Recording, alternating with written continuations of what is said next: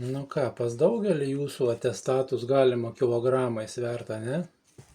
Kaip ir pas mane. Tai kodėl, jeigu toksai protingas, kodėl tu toks biednas, ane? Arba kur tavo rezultatai? Nes daugelis žmonių yra savo protė, jie labai protingi, yra labai daug verda visokių idėjų, emocijos, ten visa kita, kaip sakant, strategijos, kaip ką padaryti. Bet iki realaus rezultato, kada tai virsta nuostabiais santykiais, kažkokiais tai materialiais dalykais, kažkokia vertė sukurta, kurią galima pasidalinti su kitais, duoti naudą, kaip sakant, kitiems. Taip ir lieka tik tai teoriniam, o tam protingam mąstymė, čia daugelis taip ir gyvena.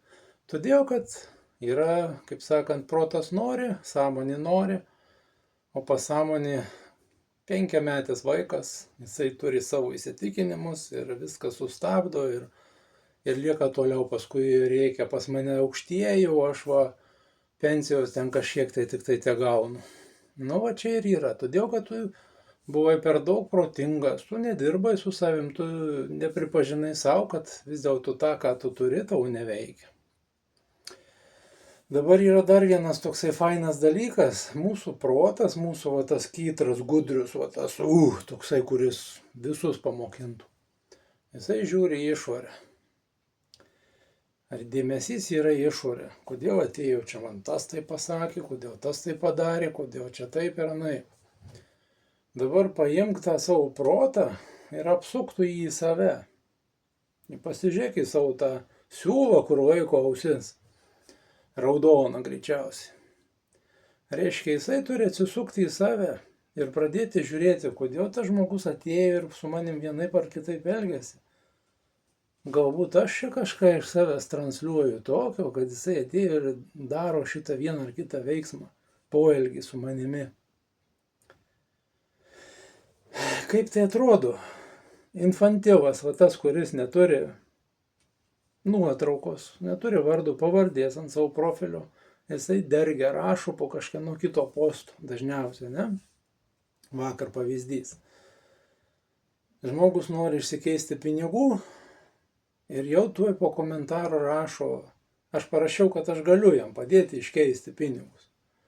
Ir tuoj infantilus profilis be vardų pavardės, be nuotraukos komentuoja, tave apgaus, nes yra greičiausiai padirbti pinigai.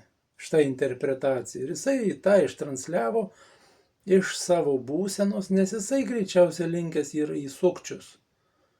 Lygiai tas pats paskui kaip reikia kažkas tai, mane apgavo, va man nesumokėjo, bet klausimas, jeigu taip apsisuktum vėl savo tau, ne į tą siūlą, ar tu prieš tai neapgaudinėjai žmonių, tai nebūtinai vakar, tai galėjo būti prieš metus, 2-3, o galbūt pastoviai tą darai.